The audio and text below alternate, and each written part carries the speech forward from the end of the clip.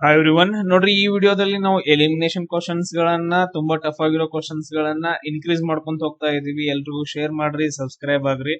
ಅದ್ರ ಜೊತೆಗೆ ಉಳಿದಿರೋ ವಿಡಿಯೋಸ್ ಗಳನ್ನ ನೋಡ್ರಿ. ಆಲ್ಮೋಸ್ಟ್ 15ರಿಂದ 20 ವಿಡಿಯೋಸ್ ಗಳು ಇವಾಗ ಆಲ್ರೆಡಿ ಅಪ್ಲೋಡ್ ಆಗಿದಾವ. ಇದೇನಂತಂದ್ ಹೇಳಿದ್ರೆ ಒಂದು ನಂದು ಚಾನಲ್ ಐತೆ, ಮಲ್ಲಿಕಾರ್ಜುನ್ ಕಿಲ್ಲೆದರ್ ಕ್ಲಾಸಸ್ ಅಂತಂದ್ ಹೇಳಿ ಸಪರೇಟ್ ಆಗಿ ಇದ್ರಲ್ಲಿ ಎಲ್ಲಾ ವಿಡಿಯೋಸ್ ಗಳು ಸಿಗ್ತಾವ ನಿಮ್ಗ. ಸೊ ಇವುಗಳನ್ನ ಪ್ರಾಪರ್ ಆಗಿ ನೋಡ್ಕೊಡ್ರಿ, ಬಹಳ ಅಂದ್ರೆ ಬಹಳ ಯೂಸ್ ಆಗುತ್ತೆ ಎಲಿಮಿನೇಷನ್ ಮೆಥಡ್. ಇದರ ಲಿಂಕ್ ಅನ್ನ ನಾನು ಡಿಸ್ಕ್ರಿಪ್ಷನ್ ಬಾಕ್ಸ್ ಅಲ್ಲಿ ಕೊಟ್ಟೇನೆ. ಡಿಸ್ಕ್ರಿಪ್ಷನ್ ಬಾಕ್ಸ್ ಓಪನ್ ಮಾಡ್ರಿ ಅಂತಂದ್ರೆ ಅಲ್ಲಿ ಟೆಲಿಗ್ರಾಮ್ ಲಿಂಕ್ ಇರುತ್ತೆ. ಇಲ್ಲ ಅಂತಂದ್ರೆ ಒಂದು ಕಮೆಂಟ್ ಅಲ್ಲಿ ಪಿನ್ ಮಾಡಿರ್ತೀನಿ, ಅದ್ರ ಜಾಯಿನ್ ಆಗ್ರಿ. ಸೊ ಎಲ್ಲಾ ವಿಡಿಯೋಸ್ ಗಳು ಸಿಗ್ತಾವ, ಮಿಸ್ ಆಗೋದಿಲ್ಲ. ಎಸ್, ಸ್ಟಾರ್ಟ್ ಮಾಡೋಣ್ರಿ ಯುದ್ಧ. ಹಾ, ನೋಡ್ರಿ ಫಸ್ಟ್ ಕ್ವಶನ್ ಏನೈತ್ ನೋಡ್ರಿ. ಕರ್ನಾಟಕ ಸರ್ಕಾರವು ಮಾತೃಪೂರ್ಣ ಯೋಜನೆಯನ್ನ ಚಾಲನೆಗೊಳಿಸಿದ್ದು ಇದನ್ನ ಎದುರುಗೊಳ್ಳಲು ಅಂತಂದೇಳಿ ಮಾತೃಪೂರ್ಣ ಯೋಜನೆ ಅಂತಂದೈತೆ. ಇಲ್ಲಿ ಮಾತೃ ಅಂದ್ರೆ ಏನು, ಸಿಂಪಲ್ ಆಗಿ ನಮ್ಗೆ ಅರ್ಥ. ಕ್ವಶನ್ ತಾಯಿಗೆ ಸಂಬಂಧಪಟ್ಟಿದ್ದು. ಮಾತೃ ಅಂತಂದ್ರೆ ತಾಯಿಗೆ ಸಂಬಂಧಪಟ್ಟಿದ್ದು. ಈಗ ನಾವು ಒಂದೊಂದು ಥಿಂಕ್ ಮಾಡೋಣ. ಸರ್ ಇಲ್ಲಿ ನೋಡ್ರಿ, 60 ವರ್ಷ ದಾಟಿದ ಮಹಿಳೆಯರು ಅಂತಂದ ಹೇಳಿ ಇವರೆಲ್ಲ ಮುದುಕೇರಿ. ಇವ್ರ ಆಲ್ರೆಡಿ ಇವ್ರಿಗೆ ಮಕ್ಕಳಾಗಿ ಮೊಮ್ಮಕ್ಕಳೆಲ್ಲ ಹುಟ್ಟಿರ್ತಾರ. ಅವರಿಗೆಲ್ಲ ಯೋಜನೆ ತಗೊಂಬಂದ್ ಏನ್ ಮಾಡಾರ ಇವ್ರು, ಅಲ್ಲಿ ತಾಯಿಗೆ ಬಂದೈತೆ. ಸೊ 60 ವರ್ಷದ ಮುದುಕೇರಿಗೆಲ್ಲ ಬರಂಗಿಲ್ಲ, ತೆಗೆದು ಹಾಕಿದೆ ಸರ್. ಅದಾದ ನಂತರ ಪರಿಶಿಷ್ಟ ಜಾತಿ ಪರಿಶಿಷ್ಟ ಪಂಗಡ ಮಹಿಳೆಯರಿಗೆ ಅಂತಂದ ಇಲ್ಲಿ ಮಹಿಳೆಯರಂತ ಕೊಟ್ಟಿದ್ದಾರೆ ಜನರಲ್ ಆಗಿ. ಅದು ಮತ್ತೇನಂತಂದ್ ಹೇಳಿದ್ರೆ ಪರಿಶಿಷ್ಟ ಜಾತಿ ಪರಿಶಿಷ್ಟ ಪಂಗಡ, ಎಲ್ಲರಿಗೂ ಇರುತ್ತದು. ಇದು ಬರಂಗಿಲ್ಲ, ತೆಗೆದಾಕಿದೆ. ಆಮೇಲೆ ಹೆಣ್ಣು ಮಗು ಅಂತಂದ್ ಹೇಳಿದಾರೆ. ಹೆಣ್ಣು ಮಕ್ಕಳು ಸಣ್ಣ ಇರ್ತಾವ, ಇನ್ನು ಹೆಣ್ಣು ಮಕ್ಕಳು ಹೆಣ್ಣು ಮಗು ಅಂತಂದ್ ಕೊಟ್ಟಿದ್ದಾರೆ. ಹೆಣ್ಣು ಮಕ್ಕಳಲ್ಲ, ಹೆಣ್ಣು ಮಗು ಬರಂಗಿಲ್ಲ ಇದು. ಸೊ ಒಂದೇ ಒಂದು ಆಪ್ಷನ್ ಏನಂತಂದ್ರೆ ಗ್ರಾಮೀಣ ಪ್ರದೇಶಗಳಲ್ಲಿ ಗರ್ಭಿಣಿ ಮತ್ತು ಹಾಲುಣಿಸುವ ಮಹಿಳೆಯರ ಪೌಷ್ಟಿಕಾಂಶವನ್ನ ಹೆಚ್ಚಿಗೆ ಮಾಡೋಕೆ ಮಾತೃಪೂರ್ಣ ಯೋಜನೆ ಬರುತ್ತೆ. ಕ್ಲಿಯರ್? ಸೊ ಇದು ಏನಂದ್ರೆ ನಮ್ಗೆ ಡೈರೆಕ್ಟ್ ಆಗಿ ನಾವು ಪ್ರತಿಯೊಂದನ್ನು ಎಲಿಮಿನೇಷನ್ ಮಾಡ್ಕೊಂಡು ಹೆಂಗ್ ಹೋಗೋದ್ರಿ, 100% ಆನ್ಸರ್ ಹೆಂಗ್ ತಗೊಳ್ಳೋದು ಅಂತಂದ್ ಹೇಳಿ ಇದು ಒಂದು ನಾವು ಕ್ವಶನ್ ಅನ್ನ ನೋಡಿದ ತಕ್ಷಣ ಅರ್ಥ ಮಾಡ್ಕೊಂಡು ಎಲಿಮಿನೇಟ್ ಮಾಡ್ಕೋಬೇಕು.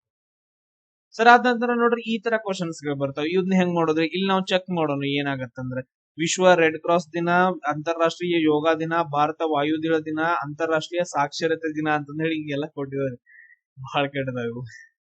ಇದ್ರೊಳಗೆ ನಿಮ್ಗೆ ಯಾವ್ದಾದ್ರು ಒಂದಾದ್ರೂ ಗೊತ್ತೈತೆ, ನಿಮ್ಗೆ ಯಾವ್ದು ಗೊತ್ತೈತಿ ಆ ಒಂದು ಕಮೆಂಟ್ ಹಾಕಬೇಕು. ನಿಮ್ಗೆ ಯಾವ್ದು ಗೊತ್ತೈತೆ ಅದನ್ನ ಕಮೆಂಟ್ ಹಾಕ್ರಿ. ಅದನ್ನ ಯೂಸ್ ಮಾಡ್ಕೊಂಡು ನಾವು ಎಲಿಮಿನೇಷನ್ ಮಾಡ್ಕೊಂಡು. ಸರ್ ಇಲ್ಲಿ ನೋಡ್ರಿ, ನನಗೆ ಇಲ್ಲಿ ಆಪ್ಷನ್ಸ್ ಗಳನ್ನ ನೋಡಿದಾಗ ಸರ್ ಇಲ್ಲಿ ನೋಡ್ರಿ 1 ಬಿ ಗೆ 1 ಅಂತಂದ್ ಬರುತ್ತೆ. ಇಲ್ಲಿ ಏನೈತಲ್ಲ ಬಿ ಗೆ ಒಂದು ಬರುತ್ತೆ. ಇಲ್ಲ ಅಂತಂದ್ ಹೇಳಿದ್ರೆ 2 ಅಂತಂದ್ ಹೇಳಿ ಬರುತ್ತೆ. 1 ಅಥವಾ 2 ಅಂತಂದ್ ಹೇಳಿ ಈ ತರ ನಾವು ಮಾರ್ಕ್ ಮಾಡ್ಕೋಬೇಕು. ಅವನವನ್ ಪಕ್ಕ 100% ಕರೆಕ್ಟ್ ಆಗ್ತಾರೋ ಈಗ ಹೇಳ್ತೇನೆ ನಾ.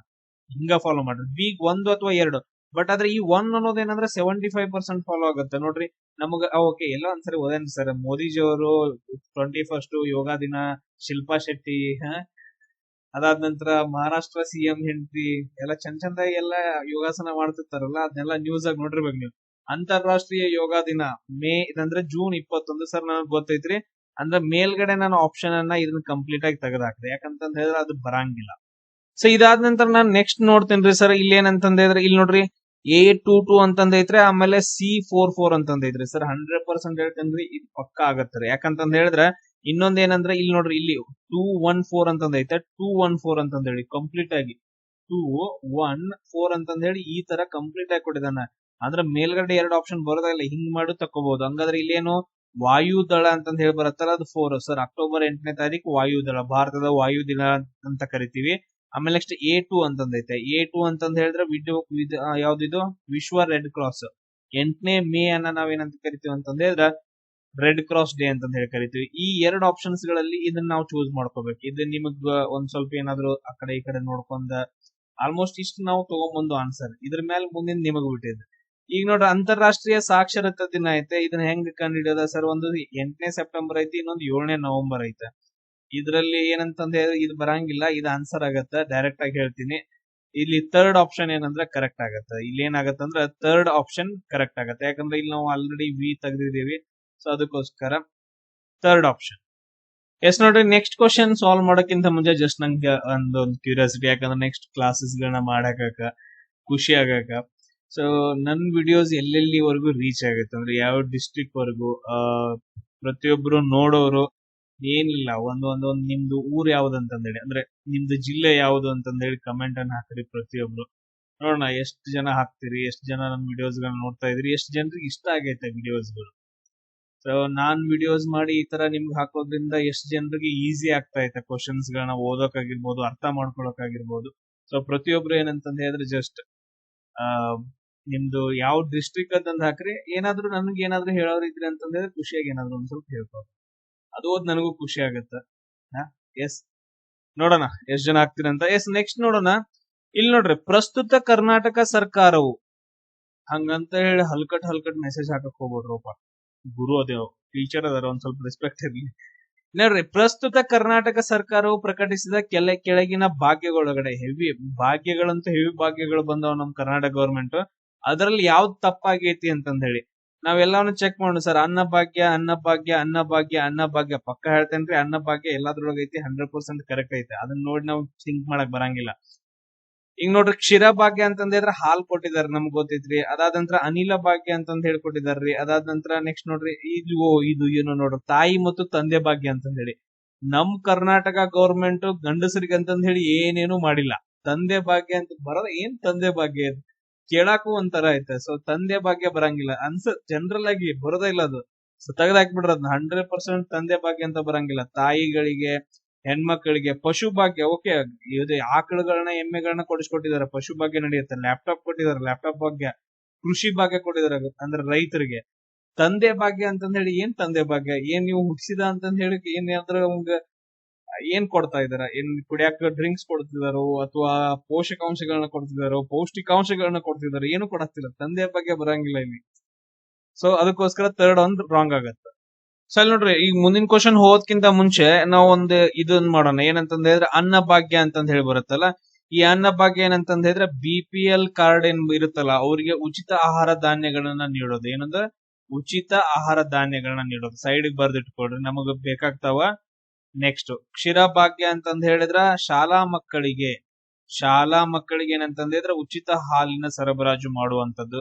ಆಮೇಲೆ ನೆಕ್ಸ್ಟ್ ಆರೋಗ್ಯ ಭಾಗ್ಯ ಅಂತಂದ್ ಹೇಳಿ ಬರುತ್ತೆ. ಇದು ಉಚಿತ ಆರೋಗ್ಯ ವಿಮೆ ಅಂತಂದ್ ಬರುತ್ತೆ. ಉಚಿತ ಆರೋಗ್ಯ ವಿಮೆಯನ್ನ ಕೊಡ್ತಾರ. ಅದಾದ ನಂತರ ನೆಕ್ಸ್ಟ್ ಇನ್ನೊಂದ್ ಬರುತ್ತೆ ಕೃಷಿ ಭಾಗ್ಯ ಅಂತಂದ್ ಹೇಳಿ ಬಂತಲ್ಲ. ಇದು ರೈತರಿಗೆ ಏನಂತಂದ್ ಹೇಳಿದ್ರೆ ಮಳೆ ನೀರು ಕೊಯ್ಲು ಇದು ಮಾಡಕ್ಕೆ, ಮಳೆ ನೀರನ್ನ ನಾವು ಸ್ಟೋರ್ ಮಾಡಕ್ಕೆ ಅದನ್ನ ಮಳೆ ನೀರು ಕೊಯ್ಲು ಅಂತಂದ್ ಹೇಳ್ತೀವಿ. ಅದಕ್ಕೋಸ್ಕರ ಕೃಷಿ ಭಾಗ್ಯ ಬರುತ್ತೆ. ನೆಕ್ಸ್ಟ್ ತಾಯಿ ಭಾಗ್ಯ ಅಂತಂದ್ ಹೇಳಿದ್ರ ತಾಯಿಯ ಆರೋಗ್ಯ ಮತ್ತು ಆರೈಕೆಗೋಸ್ಕರ ಇದು ತಾಯಿ ಭಾಗ್ಯ ಬರುತ್ತೆ. ಅದಾದ ನಂತರ ನೆಕ್ಸ್ಟ್ ಅನಿಲ ಭಾಗ್ಯ ಬರುತ್ತೆ ನೋಡ್ರಿ. ಅನಿಲ ಭಾಗ್ಯ ಏನಂದ್ರೆ BPL ಕಾರ್ಡ್ ಏನ್ ಹೊಂದಿರ್ತಾರಲ್ಲ ಅವ್ರಿಗೆ, ಅಂತ ಕುಟುಂಬಗಳಿಗೆ LPG ಸೊ ಫ್ರೀ ಆಗಿ ಕೊಡೋದು. LPG ಅನ್ನ ಫ್ರೀ ಆಗಿ ಕೊಡೋದು. ಇಲ್ಲೇ ನೆನ್ಪಿಟ್ಕೊಡ್ರಿ, LPG ಒಳಗಡೆ ಯಾವ ಗ್ಯಾಸ್ಗಳು ಇರ್ತಾವ? ಬ್ಯೂಟೇನ್ ಮತ್ತು ಪ್ರೋಪೇನ್ ಅಂತಂದ್ ಹೇಳ್ತೀವಿ. ಯಾವ ಬ್ಯೂಟೇನ್ ಮತ್ತು ಪ್ರೋಪೇನ್ ಅನ್ನೋ 2 ಗ್ಯಾಸ್ಗಳು ಇರ್ತಾವ.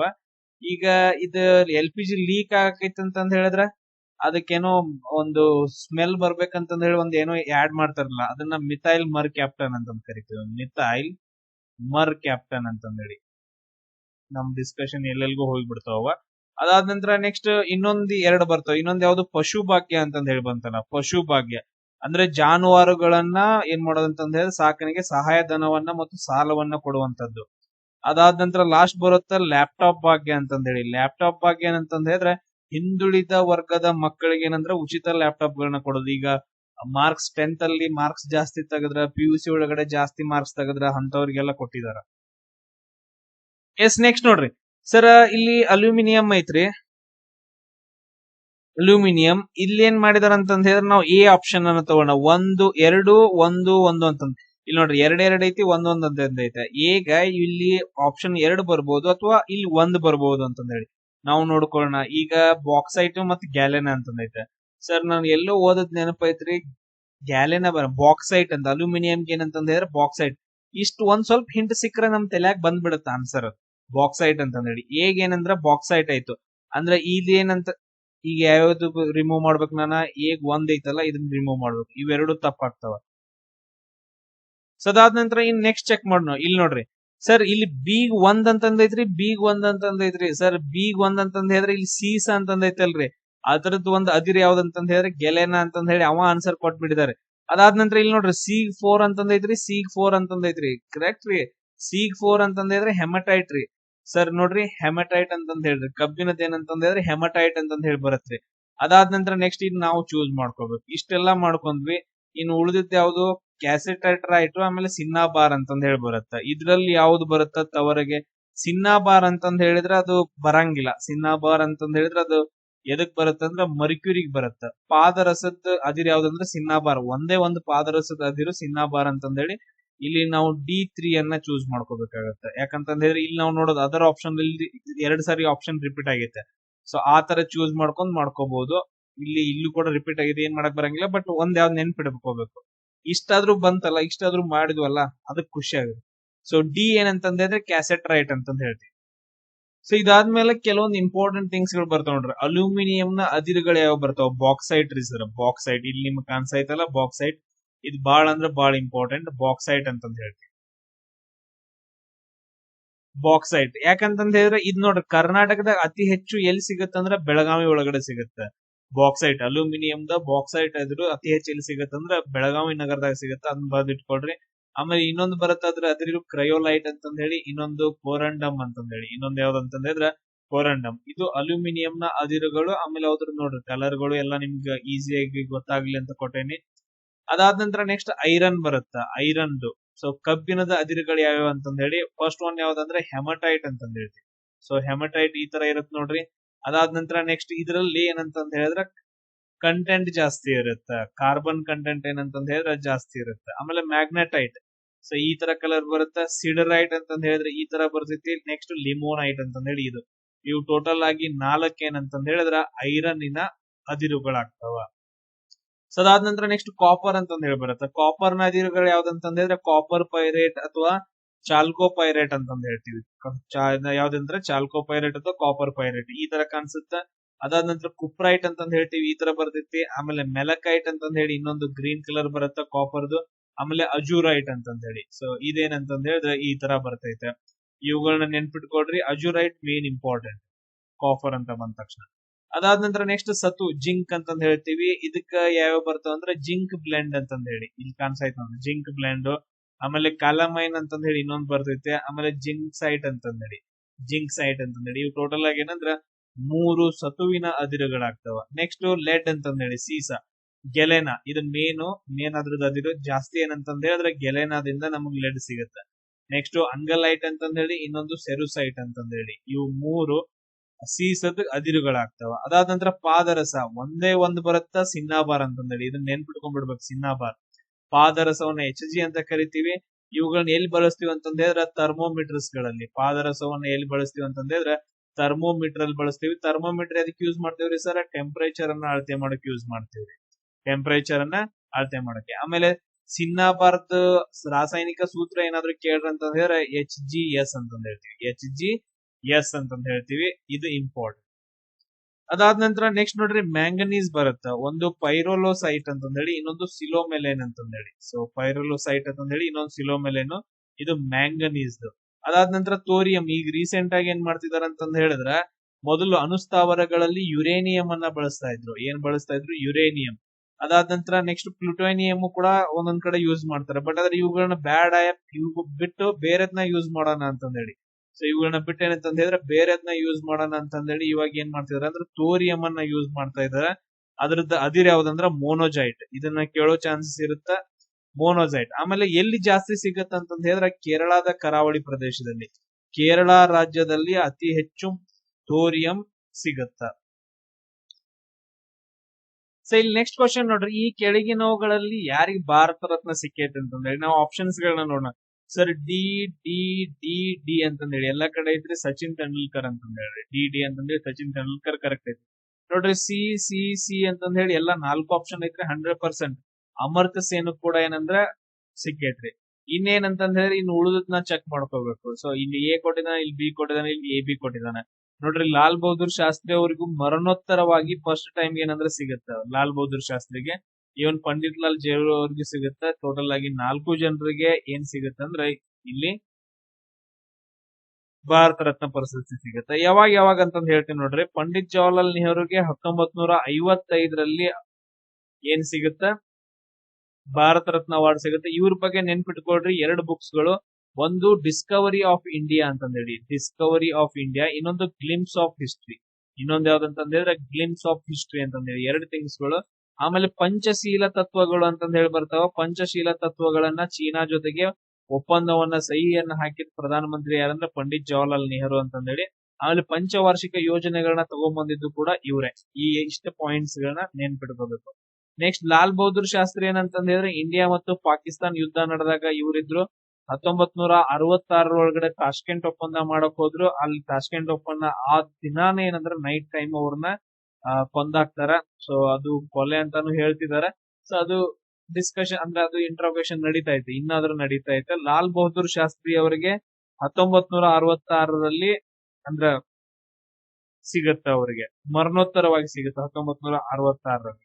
ಅದಾದ ನಂತರ ನೆಕ್ಸ್ಟ್ ಅಮರ್ತ್ಯ ಸೇನ್ ಅಂತಂದ್ ಹೇಳಿ ಬರ್ತಾರ. ಇವರು ಕಲ್ಯಾಣ ಅರ್ಥಶಾಸ್ತ್ರಕ್ಕಾಗಿ ಇನ್ ಕ್ವಶನ್ ಅನ್ನ ಕೇಳಿದಾರೆ, ಯಾವ್ದಕ್ಕೋಸ್ಕರ ಸಿಕ್ಕೈತಿ ಅಂತಂದ್ ಹೇಳಿ. ಕಲ್ಯಾಣ ಅರ್ಥಶಾಸ್ತ್ರಕ್ಕೋಸ್ಕರ ಇವ್ರಿಗೇನ್ ಸಿಕ್ಕೈತೆ ಅಂತಂದ್ ಹೇಳಿದ್ರ ಭಾರತ ರತ್ನ ಸಿಕ್ಕೈತೆ 1999 ಯಾವಾಗ 1999 ಆಮೇಲೆ ಅಮರ್ತ್ಯ ಸೇನ್ಗೆ ನೊಬೆಲ್ ಪ್ರೈಸ್ ಕೂಡ ಸಿಕ್ಕೈತೆ. ನೊಬೆಲ್ ಪ್ರೈಸ್ ಅದು ಯಾವಾಗ ಸಿಕ್ಕೈತೆ ಅನ್ನೋದು ನಂಗೆ ಕಮೆಂಟ್ ಹಾಕಿ.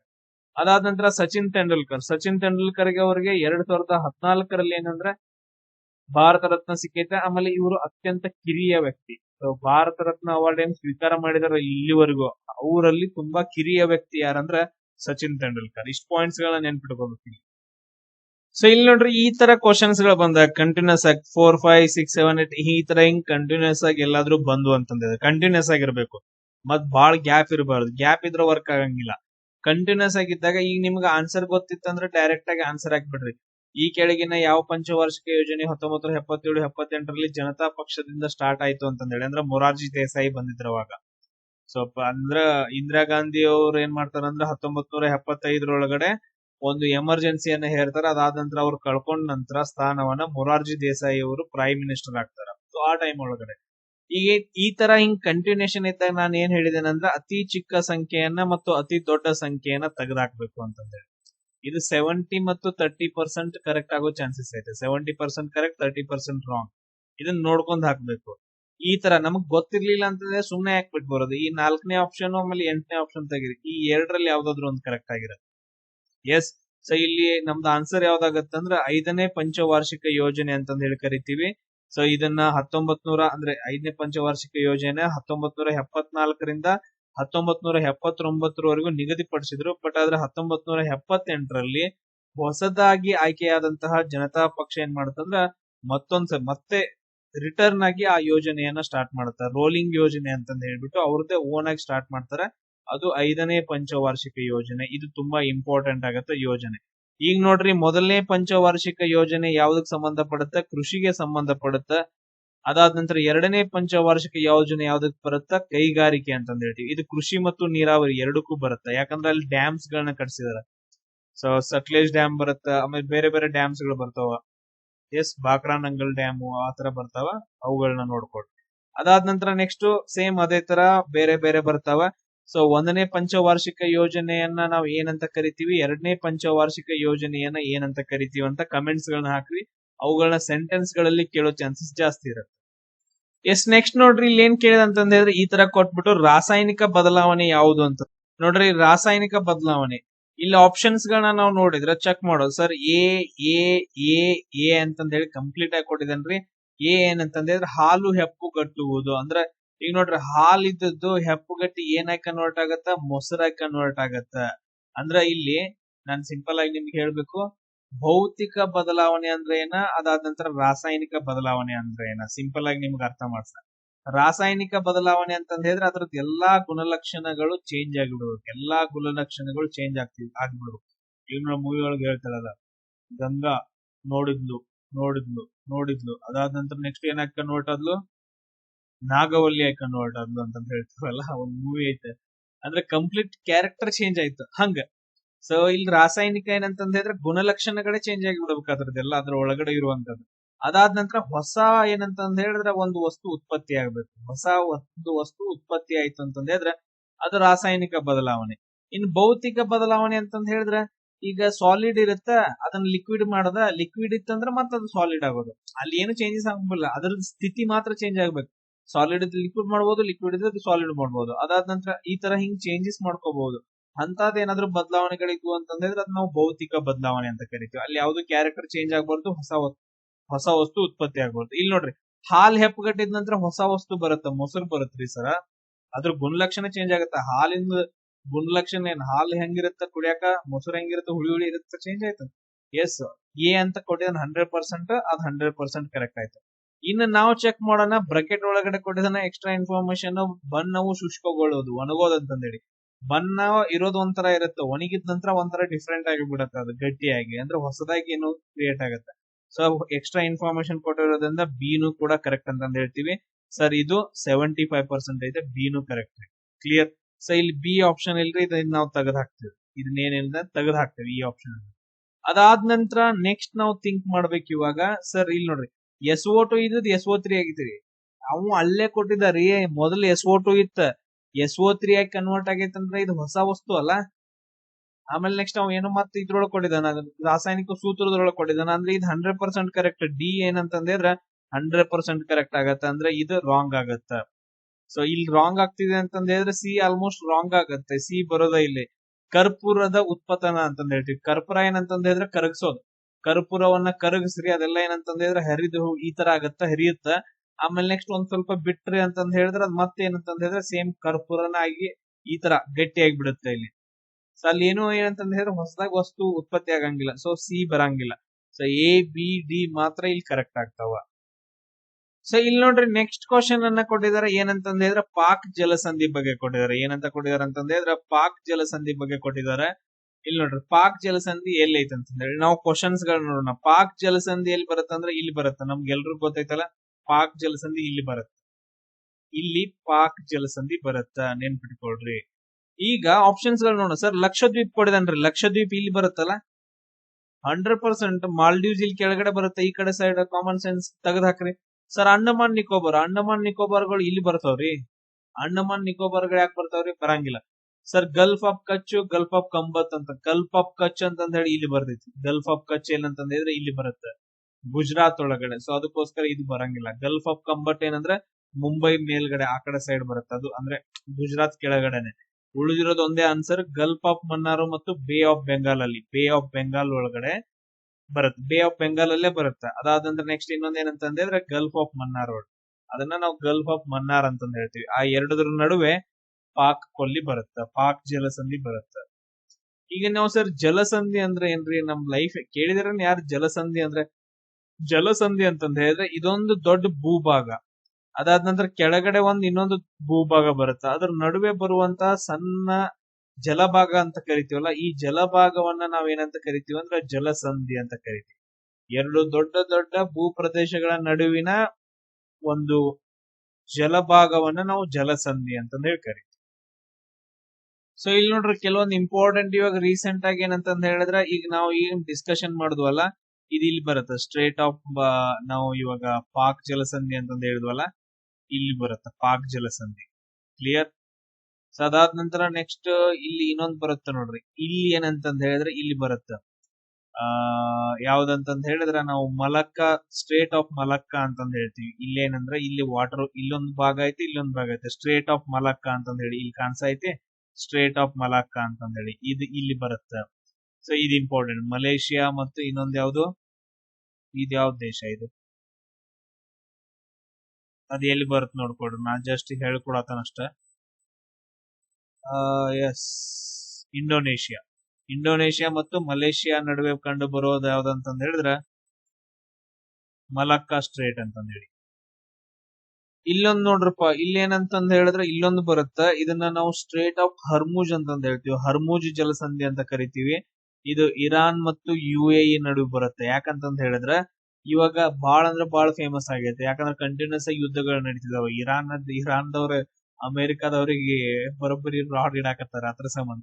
ಸೊ ಅದು ಇಂಪಾರ್ಟೆಂಟ್ ಆಗತ್ತ. ಅದಾದ ನಂತರ ನೆಕ್ಸ್ಟ್ ಇಲ್ಲೊಂದೆಲ್ಲೋ ಬರುತ್ತೆ.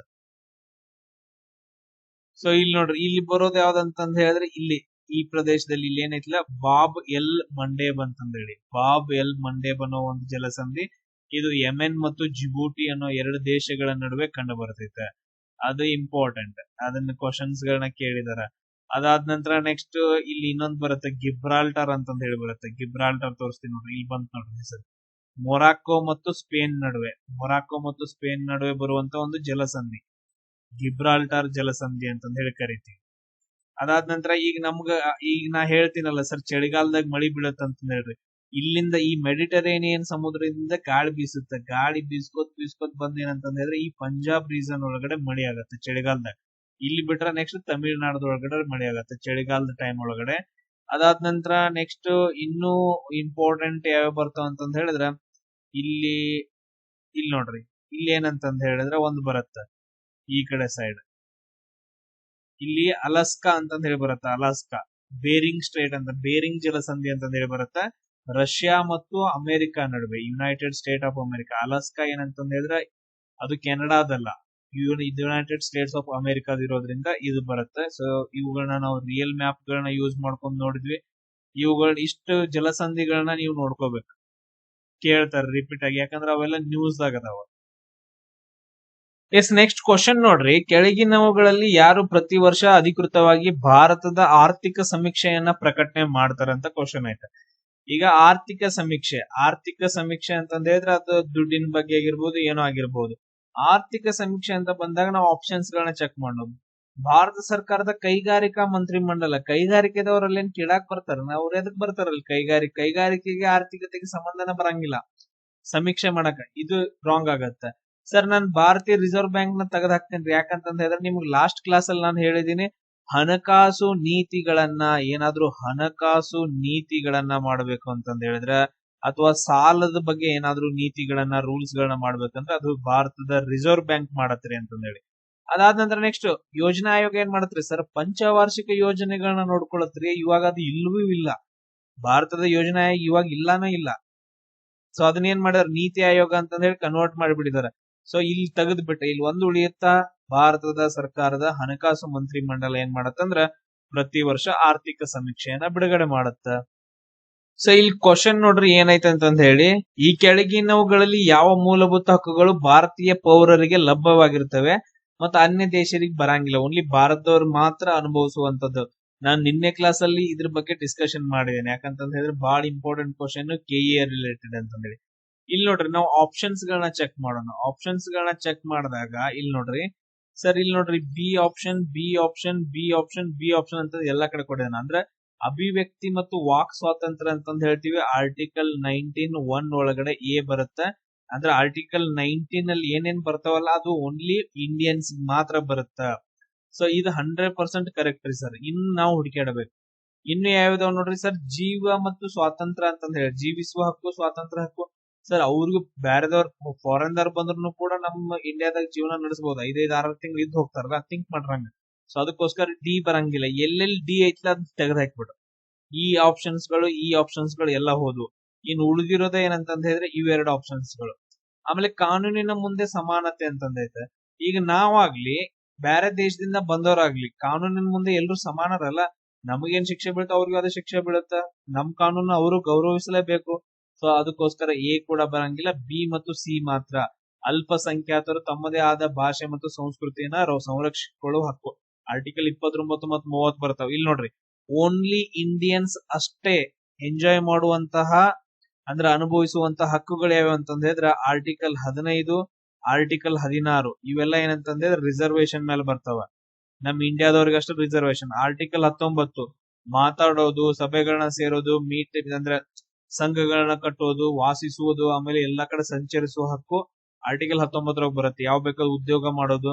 ನೆಕ್ಸ್ಟ್ ಆರ್ಟಿಕಲ್ 29 ಇದೇನಂತಂದ್ರೆ ಅಲ್ಪಸಂಖ್ಯಾತರಿಗೆ ಸಂಬಂಧಪಟ್ಟಿದ್ದು. ಆರ್ಟಿಕಲ್ 30 ಇದು ಕೂಡ ಅಲ್ಪಸಂಖ್ಯಾತರು ಶಿಕ್ಷಣ ಸಂಸ್ಥೆಗಳಂತಂದ ಹೇಳಿ ಬರ್ತಾವ. ಇವು ಇಂಡಿಯನ್ಸ್ ಮಾತ್ರ, ಫಾರಿನರ್ ಸಿಗಂಗಿಲ್ಲ.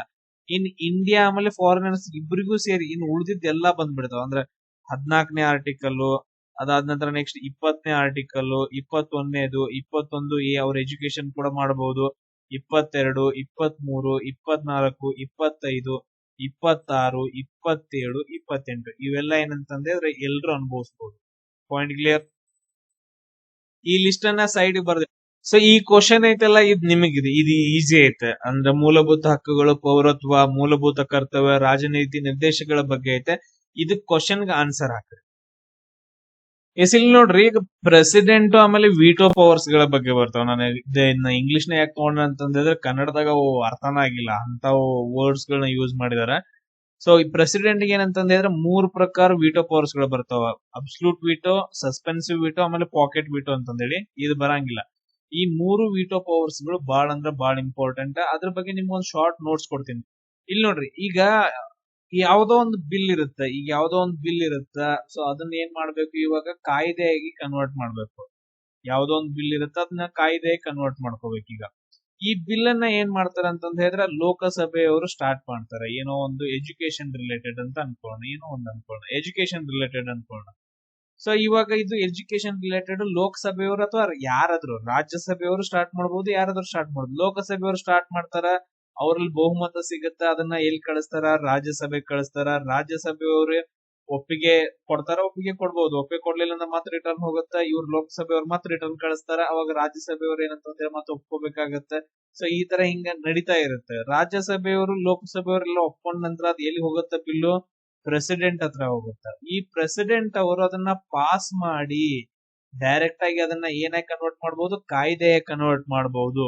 ಇಲ್ಲ ಅಂತಂದ ಹೇಳಿದ್ರೆ ಅವರಿಗೆ 3 ಪವರ್ಸ್ ಗಳು ಬರ್ತಾವ. ಒಂದು ಅಬ್ಸಲ್ಯೂಟ್ ಪವರ್ ಅಂತ, ವಿಟೋ ಪವರ್ ಅಂತಂದ ಹೇಳ್ತೀವಿ. ಇನ್ನೊಂದು ಸಸ್ಪೆನ್ಸಿವ್ ವಿಟೋ ಪವರ್ ಅಂತಂದ ಹೇಳ್ತೀವಿ. ಇನ್ನೊಂದು ಪಾಕೆಟ್ ವಿಟೋ ಪವರ್ ಅಂತಂದ ಹೇಳ್ತೀವಿ. ಈಗ ಅದ್ರ ಬಗ್ಗೆ ನಾವು ಡಿಸ್ಕಷನ್ ಮಾಡೋಣ. ಬಿಲ್ ಇಲ್ಲಿಂದ ಬರುತ್ತೆ, ಸಂಸತ್ತಿಂದ ಬರುತ್ತೆ. ಈಗ ಪ್ರೆಸಿಡೆಂಟ್ ಅಂತ ಬಂದ ತಕ್ಷಣ ಏನ್ ಆಗುತ್ತೆ ಅದನ್ನ ನಾವು ಡಿಸ್ಕಷನ್ ಮಾಡೋಣ. ಈಗ ನೋಡ್ರಿ, ಅದ್ರಲ್ಲಿ ಫಸ್ಟ್ ಒನ್ ಏನಂತಂದ ಹೇಳಿದ್ರೆ ಅಬ್ಸಲ್ಯೂಟ್ ವಿಟೋ ಪವರ್ ಅಂತಂದ ಹೇಳ್ತೀವಿ. ಅಬ್ಸಲ್ಯೂಟ್ ವಿಟೋ ಪವರ್ ಅಂತಂದ ಹೇಳಿದ್ರೆ ಈಗ ಸಂಸತ್ತಿಂದ ನಾವು ಈ ತರ ತಗೊಂತೀನಿ, ಸಂಸತ್ತಿಂದ ಬಿಲ್ ಎಲ್ಲಿಗೆ ಬಂದೈತಿ, ರಾಷ್ಟ್ರಪತಿ ಹತ್ರ ಬಂದೈತಿ. ಈಗ ರಾಷ್ಟ್ರಪತಿಯವ್ರಿಗೆ ಏನಂತಂದ ಹೇಳಿದ್ರೆ ಅದ್ ಯಾಕೋ ಸರಿ ಅನ್ಸ್ಲಿಲ್ಲ. ನಾ ಎಲ್ಲ ರಾಷ್ಟ್ರಪತಿ ಆಗಿದ್ನಿ ಅಂತದೇನ್ರಿ ಖರಾಬ್ ಆಗಿತ್ತು ಅಂದ್ರೆ ನಾನು ತಲೆ ಕೆಟ್ಟಿತ್ತು ಅಂತ ಹೇಳಿದ್ರೆ ನಾ ಏನ್ ಮಾಡ್ತಾನೆ, ನನಗ್ ಆಗೋದಿಲ್ಲ, ನಾ ಪಾಸ ಮಾಡೋದಿಲ್ಲ ಅಂತ ಹೇಳ್ಬಿಟ್ಟು ನಾ ಅದನ್ನ ತಡೆ ಹಿಡಿದು ಬಿಡ್ತೇನೆ ಕಂಪ್ಲೀಟ್ ಆಗಿ. ಸೊ ಆ ಬಿಲ್ ಅನ್ನ ಏನ್ ಮಾಡ್ತೀನಿ ಅಂತಂದ್ರೆ ಸಂಪೂರ್ಣವಾಗಿ ತಡೆ ಹಿಡಿದು ಬಿಡ್ತೀನಿ. ಅದೇನಂತಂದ್ರೆ ಅದು ರದ್ದು ಆಗ್ಬಿಡ್ತೈತಿ, ಕಾಯ್ದೆನ ಆಗಂಗಿಲ್ಲ. ಅದನ್ನ ಕಂಪ್ಲೀಟ್ ಆಗಿ ನಾನು ತಡೆ ಹಿಡಿದು ರದ್ದು ಮಾಡ್ಬಿಡ್ತೇನೆ. ಅದು ಕಾಯ್ದೆ ಆಗಕ್ ಚಾನ್ಸ ಇಲ್ಲ ಅಂತಂದ್ ಹೇಳ್ಬಿಡ್ತೀನಿ. ನಾ ಇಂತ ಒಂದು ಪವರ್ ನ ನಾನು ಏನಂತ ಕರಿತೀನಿ ಅಂದ್ರೆ ಅಬ್ಸಲ್ಯೂಟ್ ವಿಟೋ ಅಂತಂದ್ ಹೇಳಿ ಕರಿತೀನಿ. ಇಂಥದೊಂದು ಕಾಯ್ದೆಯನ್ನ ಅಬ್ಸಲ್ಯೂಟ್ ಅಂತಂದ್ ವಿಟೋ ಅಂತ ಕರಿತೀನಿ. ವಿಧೇಯಕ ಅಂತಂದ್ ಹೇಳಿದ್ರೆ ಕಾಯ್ದೆ ಅಂತ, ಅದು ಆಗೋದೇ ಇಲ್ಲ. ವಿಧೇಯಕ, ಆ ಬಿಲ್ ಏನಿರುತ್ತಲ್ಲ ಅದು ಕಾಯ್ದೆ ಆಗಕ್ ಚಾನ್ಸ ಇಲ್ಲ. ಅಂತ ಪವರ್ ನ ಯೂಸ್ ಮಾಡ್ತೀನಿ, ಅದು ಮೇನ್. ಈಗ ಸರ್ಕಾರ ರಾಜೀನಾಮೆ ನೀಡುವ ಸಂದರ್ಭದಲ್ಲಿ ಹೊಸ ಸಚಿವ ಸಂಪುಟ ಸಲಹೆ ಮೇರೆಗೆ, ಆಮೇಲೆ ಖಾಸಗಿ ಸದಸ್ಯರದ್ದು ಏನಾದ್ರು ಬಿಲ್ ಗಳು ಬಂದ್ರೆ ಇಂಥವೆಲ್ಲ ಬಳಸ್ತಾರ. ಇವೆಲ್ಲ ಬೇಡ, ಬಟ್ ಮೀನಿಂಗ್ ಇಂಪಾರ್ಟೆಂಟ್. ಆಮೇಲೆ ಇದಕ್ಕ ಆರ್ಟಿಕಲ್ 111 ಬರುತ್ತೆ. ಅಬ್ಸಲ್ಯೂಟ್ ವಿಟೋ ಪವರ್ ಗೆ ಬರುವಂತ ಒಂದು ರಿಲೇಟೆಡ್ ಒಂದು ಆರ್ಟಿಕಲ್ ಯಾವ್ದಂದ್ರೆ 111. ಇದನ್ನ ಯೂಸ್ 2 ಸರಿ ಮಾಡಿದಾರ. 1954 ಡಾಕ್ಟರ್ ಬಾಬು ರಾಜೇಂದ್ರ ಪ್ರಸಾದ್ ಅವರು ಪೆಪ್ಸೋ ಅಪ್ರಾಪ್ರಿಯೇಷನ್ ಬಿಲ್ ಗೆ, ಯಾವ್ದಿಗೆ, ಪೆಪ್ಸೋ ಅಪ್ರಾಪ್ರಿಯೇಷನ್ ಬಿಲ್ ಗೆ ಒಂದು ಏನ್ ಮಾಡಿದಾರ ಅಂತಂದ್ ಹೇಳಿದ್ರೆ ಅಂದ್ರೆ ಪಟಿಯಾಲ, ಯಾವ್ದಂತಂದ್ ಹೇಳಿದ್ರೆ ಪಟಿಯಾಲ ಅಂತಂದ್ ಹೇಳಿ ಒಂದು ಪ್ರದೇಶ, ಇನ್ನೊಂದ್ ಯಾವ್ದಂತಂದ್ ಹೇಳಿದ್ರೆ ಈಸ್ಟ್ ಪಂಜಾಬ್ ಅಂತಂದ್ ಹೇಳಿ, ಈಸ್ಟ್ ಪಂಜಾಬ್. ಇವ್ ಎರಡುದ್ರ ಸಂಬಂಧಗೋಸ್ಕರ ಏನ್ ಮಾಡ್ತಾರ ಅಂತಂದ್ ಹೇಳಿದ್ರೆ ಅವ್ರಿಗೇನೋ ಒಂದೊಂದೇನೋ ವಿಷಯ ಬರುತ್ತೆ, ಅದಕ್ಕೋಸ್ಕರ ಈ ಅಬ್ಸಲ್ಯೂಟ್ ವಿಟೋ ಪವರ್ ಮಾಡ್ಬಿಟ್ಟು ಅದನ್ನ ಕಾಯ್ದೆ ಆಗೋದನ್ನ ರದ್ದು ಮಾಡ್ಬಿಡ್ತಾರೆ. ಪಟಿಯಾಲ ಮತ್ತು ಈಸ್ಟ್ ಪಂಜಾಬ್ಗೆ ಸೇರಿರುವಂತಹ ಒಂದು ಕಾಯ್ದೆ ಅಥವಾ ಒಂದು ಬಿಲ್ ಅಂತ. ಆಮೇಲೆ ನೆಕ್ಸ್ಟ್ 1991 ಆರ್ ವೆಂಕಟರಮಣಿ ಅವ್ರ ಏನ್ ಮಾಡ್ತಾರೆ ಅಂತಂದ್ ಹೇಳಿದ್ರೆ ಸಂಸತ್ತಿನ ಸದಸ್ಯರ ನೋಡ್ರಿ ಅವ್ರದ್ದು ಎಂಪಿಗಳೇನಿರ್ತಾರಲ್ಲ ಅವ್ರದ್ದು ಸ್ಯಾಲರಿ ಮತ್ತು ಅಲೋವೆನ್ಸ್ ಗಳ ಬಗ್ಗೆ ಒಂದು ತಿದ್ದುಪಡಿ ಬರುತ್ತೆ, ಒಂದು ಬಿಲ್ ಬರುತ್ತೆ. ಸೊ ಅದನ್ನ ಏನ್ ಮಾಡ್ತಾರ ಅಂತಂದ್ ಹೇಳಿದ್ರೆ ನಿಮ್ಗೆಲ್ಲಾ ಜಾಸ್ತಿ ಏನಂತಂದ್ ಹೇಳಿದ್ರೆ ಬಿಲ್ ಪೇಮೆಂಟ್ ಎಲ್ಲ ಕೊಡಕ್ ಆಗುಲ್ಲ ಅಂತಂದ್ರೆ ಕ್ಯಾನ್ಸಲ್ ಮಾಡಿ ಹೋಗ್ತಾರೆ. ಸೊ ಅಂತ ಒಂದು ಪವರ್ ಯಾವ್ದಂತಂದ್ರೆ ಅಬ್ಸಲ್ಯೂಟ್ ವಿಟೋ ಪವರ್ ಅಂತಂದ್ ಹೇಳ್ತೀವಿ.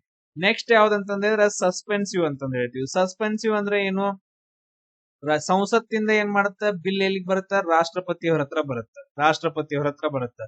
ಈ ರಾಷ್ಟ್ರಪತಿಯವ್ರು ಏನ್ ಮಾಡ್ತಾರ ಅಂತಂದ್ ಹೇಳಿದ್ರೆ ಇನ್ನೊಂದ್ಸರಿ ಚೆಕ್ ಮಾಡ್ಕೊಂಬರ್ರಿ, ಯಾಕೋ ಇದು ಸರಿ ಇಲ್ಲ, ಇನ್ನೊಂದ್ಸರಿ ಚೆಕ್ ಮಾಡ್ಕೊಂಬರ್ರಿ ಅಂತಂದ್ರೆ ಬಿಲ್ ಅನ್ನ ಏನ್ ಮಾಡ್ತಾರ ಅಂತಂದ್ ಹೇಳಿದ್ರೆ ಸಂಸತ್ತಿಗೆ ರಿಟರ್ನ್ ಕಳಿಸ್ತಾರ.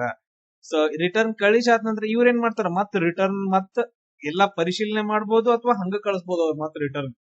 ರಾಷ್ಟ್ರಪತಿಯವರಿಗೆ ರಿಟರ್ನ್ ಬಂತ್ ಅಂತಂದ್ ಹೇಳಿದ್ರೆ ಆ ಟೈಮ್ಕ ರಾಷ್ಟ್ರಪತಿಯವರು ಇದಕ್ಕ ಓಕೆ ಅನ್ಲೇಬೇಕು. ಇದನ್ನ ಏನ್ ಮಾಡ್ಬೇಕಂತಂದ್ ಹೇಳಿದ್ರೆ ಅವ್ರು ಒಪ್ಪಿಗೆ ಕೊಡ್ಲೇಬೇಕು. ಸೊ ರಾಷ್ಟ್ರಪತಿಯವರು ಪರಿಶೀಲನೆ ಆಗಿ ಬಂದಂತಹ ಒಂದು ಬಿಲ್ ಗೆ ರಾಷ್ಟ್ರಪತಿಯವರು ಏನ್ ಮಾಡ್ಬೇಕಂದ್ರೆ ಒಪ್ಪಿಗೆಯನ್ನ ಕೊಡ್ಲೇಬೇಕು. ಸೊ ಇದೇನಂತಂದ್ ಹೇಳಿದ್ರೆ ಅವಾಗ ಇದೇನಾಗಿ ಕನ್ವರ್ಟ್ ಆಗತ್ತೆ, ಕಾಯ್ದೆ ಕನ್ವರ್ಟ್ ಆಗತ್ತೆ. ಆ ಬಿಲ್ ಏನಾಗತ್ತೆ, ಕಾಯ್ದೆ ಕನ್ವರ್ಟ್ ಆಗತ್ತೆ. ಸೊ ಇದ್ರಲ್ಲಿ ಎಲ್ಲಾ ಬಿಲ್ಸ್ ಗಳು ಬರ್ತಾವ. ಯಾವ ಬೇಕಾದ ಬಿಲ್ಸ್ ಗಳು ಎಲ್ಲಾನು ಇದ್ರಲ್ಲಿ ಸಸ್ಪೆನ್ಸಿವ್ ವಿಟೋದ್ರೊಳಗಡೆ ಬರ್ತವೆ. ಯಾವ ಬೇಕಾದ ಬಿಲ್ ಅನ್ನ ಸಸ್ಪೆನ್ಸಿವ್ ಮಾಡಬಹುದು, ಬಟ್ ಅದ್ರ ಮನಿ ಬಿಲ್ ಅನ್ನ ಬಿಟ್ಟು ಹಣಕಾಸು ಮಸೂದೆಯನ್ನ ಬಿಟ್ಬಿಟ್ಟು ಎಲ್ಲದಕ್ಕೂ ಸಸ್ಪೆನ್ಸಿವ್ ವಿಟೋ ಹಾಕಬಹುದು. ಮನಿ ಬಿಲ್ ಅನ್ನ ರಾಷ್ಟ್ರಪತಿಯವರು ಮರುಪರಿಶೀಲನೆ ಕಳಿಸುವಂತಿಲ್ಲ. ಈ ಸೆಂಟೆನ್ಸ್ ಗಳು ಬರ್ತಾವ. ಆಮೇಲೆ ಈ ಮನಿ ಬಿಲ್ ಕಂಪಲ್ಸರಿ ಎಲ್ಲಿ ಸ್ಟಾರ್ಟ್ ಆಗ್ಬೇಕು, ಲೋಕಸಭೆ ಅಥವಾ ವಿಧಾನಸಭೆ. ರಾಜ್ಯದಲ್ಲಿ ವಿಧಾನಸಭೆಯಲ್ಲಿ ಸ್ಟಾರ್ಟ್ ಆಗ್ಬೇಕು, ಕೇಂದ್ರದಲ್ಲಿ ಲೋಕಸಭೆಯಲ್ಲೇ ಸ್ಟಾರ್ಟ್ ಆಗ್ಬೇಕು. ರಾಜ್ಯಸಭೆಯಲ್ಲೆಲ್ಲ ಸ್ಟಾರ್ಟ್ ಆಗಂಗಿಲ್ಲ. ರಾಷ್ಟ್ರಪತಿ ಅಂದ್ರೆ ಆಮೇಲೆ ರಾಜ್ಯಸಭೆಯವರು ಕಂಪಲ್ಸರಿ ಒಪ್ಪಿಗೆ ಕೊಡ್ಬೇಕು ಮನಿ ಬಿಲ್ಗೆ. ಅವ್ರೆಲ್ಲ ಹಿಡ್ಕೊಂಡ್ ಕೊಂಡಂಗಿಲ್ಲ ಅದನ್ನ. ಆತರ ಅವ್ರು ಹಿಡ್ಕೊಂಡ್ ಕೂತ್ರು ಅಷ್ಟ 14 ದಿನ ಅಷ್ಟೇ ವೇಟ್ ಮಾಡಿ ಹಿಡ್ಕೊಂಡ್ ಕೊಂಡ್ಬೇಕು. 14 ದಿನ ಆದ ನಂತರ ಆಟೋಮೆಟಿಕ್ ಆಗಿ ಪಾಸ್ ಆಗಿಬಿಡುತ್ತದೆ. ಆತರ ಇದನ್ನ 2006 ಒಳಗಡೆ APJ ಅಬ್ದುಲ್ ಕಲಾಂ ಅವರು ರಾಷ್ಟ್ರಪತಿಯವರಿದ್ದಾಗ ಒಂದು ಆಫೀಸ್ ಆಫ್ ಪ್ರಾಫಿಟ್ ಬಿಲ್ ಅಂತಂದ್ ಹೇಳಿ ಬರುತ್ತ. ಆಫೀಸ್ ಆಫ್ ಪ್ರಾಫಿಟ್ ಬಿಲ್ ಅಂತಂದ್ ಹೇಳಿ ಬರುತ್ತ. ಇದನ್ನ ಏನ್ ಮಾಡ್ತಾರ ಅಂತಂದ್ ಹೇಳಿದ್ರೆ ಮರುಪರಿಶೀಲನೆಗೆ ಕಳಿಸಿರ್ತಾರ ಆಫೀಸ್ ಆಫ್ ಪ್ರಾಫಿಟ್ ಬಿಲ್ ಅನ್ನ. ಯಾರು? APJ ಅಬ್ದುಲ್ ಕಲಾಂ ಅವರು. ಅದಾದ ನಂತರ ನೆಕ್ಸ್ಟ್ ಬರುತ್ತೆ ಇನ್ನೊಂದು ಪಾಕೆಟ್ ವೀಟೋ ಅಂತಂದ್ ಹೇಳಿ. ಇನ್ನೊಂದ್ ಏನಂತಂದ್ ಹೇಳಿದ್ರೆ ಪಾಕೆಟ್ ವೀಟೋ ಅಂತಂದ್ ಹೇಳಿ ಬರುತ್ತ. ಇವಾಗೇನ ಸಂಸತ್ತಿಂದ ಏನ್ ಬರುತ್ತ, ಬಿಲ್ ಬರುತ್ತ. ಎಲ್ಲಿಗ್ ಬರುತ್ತ? ರಾಷ್ಟ್ರಪತಿಯವರ ಹತ್ರ ಬರುತ್ತ. ರಾಷ್ಟ್ರಪತಿಯವ್ರ ಏನಂತಂದ್ರೆ ಒಪ್ಪಿಗೆ ನೀಡಂಗಿಲ್ಲ. ಅದನ್ನ ಮತ್ತೆ ತಿರಸ್ಕಾರ ಮಾಡಂಗಿಲ್ಲ. ಮತ್ತೇನಂತ ರಿಟರ್ನ್ ಕಳ್ಸಂಗಿಲ್ಲ. ಅವ್ರ ಏನ್ ಮಾಡ್ತಾರ ಅಂತಂದ್ ಹೇಳಿದ್ರೆ ಆ ಬಿಲ್ ನ ತಮ್ಮ ಬಳಿ ಇಟ್ಕೊಂಡ್ಬಿಡ್ತಾರ. ಆ ಬಿಲ್ ಇಷ್ಟ ಆಗಿಲ್ಲ ನನಗೆ, ನನ್ನ ಹತ್ರ ಇಟ್ಕೊಂಡ್ ಬಿಡ್ತಾನ, ನನ್ ಕಿಶೆದಾಗ ಇಟ್ಕೊಂಡ್ ಬಿಡ್ತಾನ. ಯಾರಿಗೂ ಕೊಡಂಗಿಲ್ಲ, ರಿಟರ್ನ್ ಕಳ್ಸಂಗಿಲ್ಲ, ಅದನ್ನ ಕ್ಯಾನ್ಸಲ್ ಮಾಡಂಗಿಲ್ಲ, ಏನು ಮಾಡಂಗಿಲ್ಲ. ನನ್ನ ಹತ್ರನ ಇಟ್ಕೊಂಡ್ ಬಿಡ್ತಾನ ಅಂತಂದ್ ಹೇಳಿ, ಪಾಕೆಟ್ ದಾಗ ಇಟ್ಕೊಂಡ್ ಬಿಡ್ತಾನ ಅಂತಂದ್ ಹೇಳ್ತಾರ. ಅದ ಪಾಕೆಟ್ ಬಿಟ್ಟು. ಸೊ ಅದಕ್ಕೆ ಅವ್ರು ಎಲ್ಲಿ ಬೇಕು, ಈಗ ಅವ್ರು 5 ವರ್ಷ ತಕ ಪ್ರೆಸಿಡೆಂಟ್ ಇದಾರ ಅಂತಂದ್ ಹೇಳಿದ್ರೆ 5 ವರ್ಷ ತಕನು ಇಟ್ಕೋಬಹುದು. ಅದಕ್ಕೆ ನಿರ್ದಿಷ್ಟ ಅವಧಿ ಇಲ್ಲ. ಎಷ್ಟ್ ಬೇಕಾದಷ್ಟು ದಿನ ಅದು ಪಾಕೆಟ್ ಬಿಟ್ಟು ಅದ್ ಪಾಕೆಟ್ ದಾಗ ಇರ್ಬೋದು. ಅವ್ರ ಪಾಕೆಟ್ ದಾಗ ಯಾರು ತೆಗಿಯಕ್ ಬರಂಗಿಲ್ಲ, ಏನು ಮಾಡಕ್ ಬರಂಗಿಲ್ಲ. ಸೊ ಅಂತ ಬಿಲ್ ಅಂದ್ರೆ ಅಂತ ಒಂದು ಪವರ್ ಅನ್ನ ಪಾಕೆಟ್ ವಿಟೋ ಅಂತ ಕರಿತೀವಿ. ಇದಕ್ಕೆ ನಿರ್ದಿಷ್ಟ ಕಾಲಾವಧಿ ಇರಂಗಿಲ್ಲ. ಅನಿರ್ದಿಷ್ಟ ಅವಧಿವರೆಗೂ ಎಷ್ಟು ಬೇಕಾದಷ್ಟು ದಿನ ಅವ್ರು ಇಟ್ಕೋಬಹುದು. ಈ ತರ ಒಂದು ಇಶ್ಯೂ ನಡೆದಿತ್ತು 1986 ಒಳಗಡೆ. ಕ್ಯಾನಿ ಜೈಲ್ ಸಿಂಗ್ ಅವರು ರಾಷ್ಟ್ರಪತಿಯವರಿದ್ರು. ಅವಾಗ ಇಂಡಿಯನ್ ಪೋಸ್ಟ್ ಆಫೀಸ್ ಬಿಲ್ ಅಂತಂದ್ ಹೇಳಿ ಬಂದಿತ್ತು. ಆ ಇಂಡಿಯನ್ ಪೋಸ್ಟ್ ಆಫೀಸ್ ಬಿಲ್ ಅನ್ನ ಇವರು ಪಾಸ್ ಮಾಡ್ಲಿಲ್ಲ. ಅದಾದ ನಂತರ ನೆಕ್ಸ್ಟ್ ಇನ್ನೊಂದ್ಸರಿ ಮರುಪರಿಶೀಲನೆ ಮಾಡ್ಬೇಕಂತ ಹೇಳಿ ಸಂಸತ್ಗೂ ಕಳಿಸ್ಲಿಲ್ಲ. ತಮ್ಮ ಪಾಕೆಟ್ ದಾಗ ಇಟ್ಕೊಂಡ್ಬಿಟ್ರಿ ಇವ್ರು. ಸೊ ಅದು ಮೇನ್ ಇಂಪಾರ್ಟೆಂಟ್. ಇವೇನಂತಂದ್ ಹೇಳಿದ್ರೆ 3 ಪವರ್ ಗಳು ಬರ್ತಾವ. ನಿಮ್ಗೆ ಅರ್ಥ ಆಗೈತೆ ಅನ್ಕೊಂತೇನೆ. ಇವುಗಳನ್ನ ಸೈಡ್ ಬರ್ದು ಇಟ್ಕೊಡ್ರಿ. ಹೇಳಕ್ ಬರಂಗಿಲ್ಲ, KA ದವ್ರು ಕೇಳ್ತಾರ ಕ್ವಶನ್. ಸೊ ನೆಕ್ಸ್ಟ್ ಕ್ಲಾಸ್ ಅಲ್ಲಿ ಮತ್ತೆ ಸಿಗೋಣ. ಜೈ ಹಿಂದ್.